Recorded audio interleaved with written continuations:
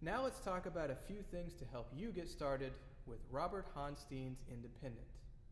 Now this piece primarily uses the single independent stroke, which is why it's entitled Independent. So taking this into account, we want to make sure that we're doing correct single independent strokes.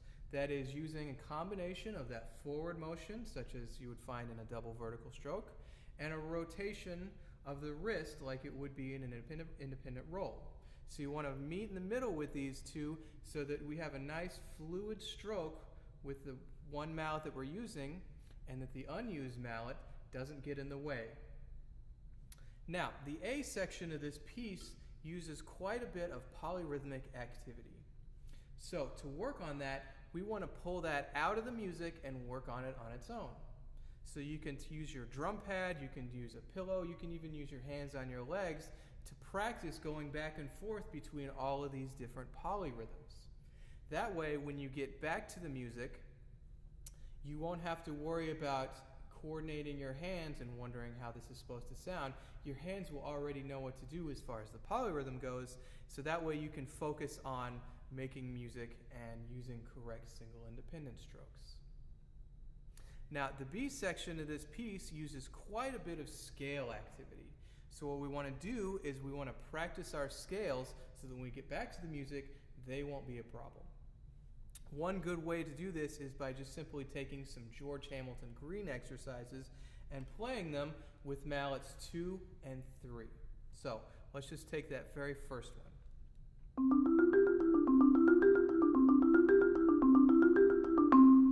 You want to use these single independent strokes to play these without those outer two mallets getting in the way. Now, you don't want to just simply practice this in C major. Practice it in all 12 keys in both major and minor scales. If you do this and you're comfortable practicing all the types of different scales, you will be well prepared for a lot of different marimba music that's probably in your future. Another thing to take into account is you want to practice making music with these scales. So what you want to avoid is having all of the scale degrees sound exactly the same.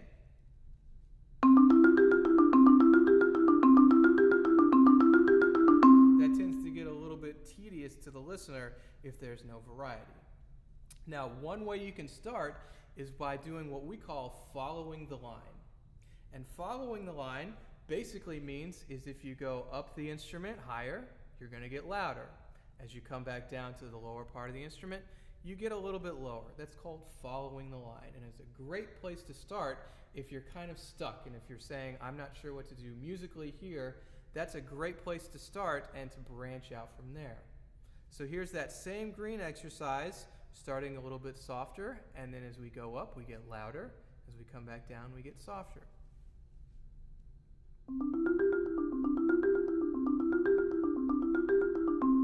If you want to do the opposite, start loud and get soft, you can do that too. point is you want to make music with these scales, and if you can make scales sound musical, once you get to actual music, you'll be well ahead of the curve.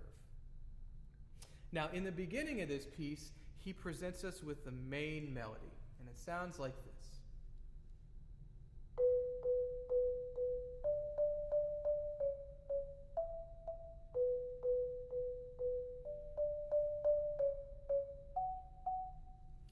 Now, the first half of that phrase is the basis for the first part of the piece.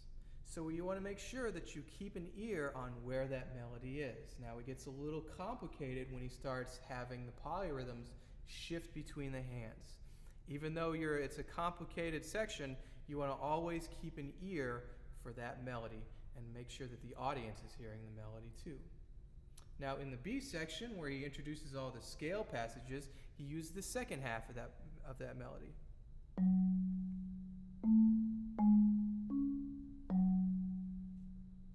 Now, as he starts getting more complicated and adding more and more layers via scales or other voices, you want to make sure that that voice is always heard. Unfortunately, a majority of the time, the more complicated parts to a piece of music, the more difficult parts, and the faster parts are usually not the important parts. It's usually the slower parts that aren't quite as hard that are the important parts. So I'm sorry to say that all the scales and all the really fast stuff, generally speaking, isn't as important in the musical hierarchy.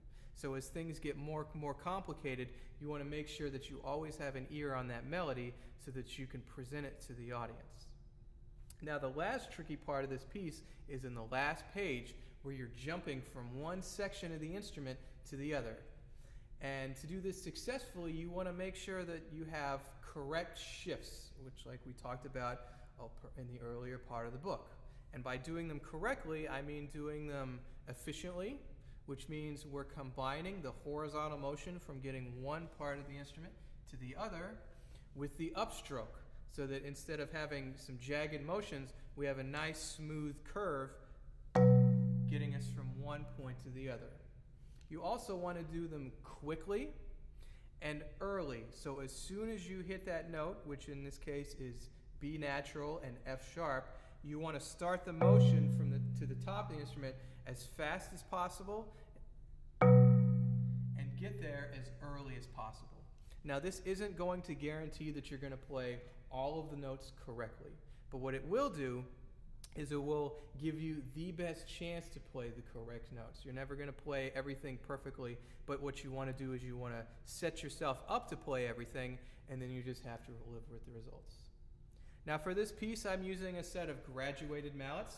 I have a soft mallet on the bottom in order to kind of create a nice warm sound for when I'm in this part of the instrument. The middle two mallets are slightly brighter, but they're the same. So that way when I have all the scale motion, I have a consistent sound between those two mallets. And in the top mallet, I have something just slightly brighter in order to help the melodies that are played up there kind of stand out a little bit. Now, I'd like to say a big thank you to Robert Honstein for writing this piece for me.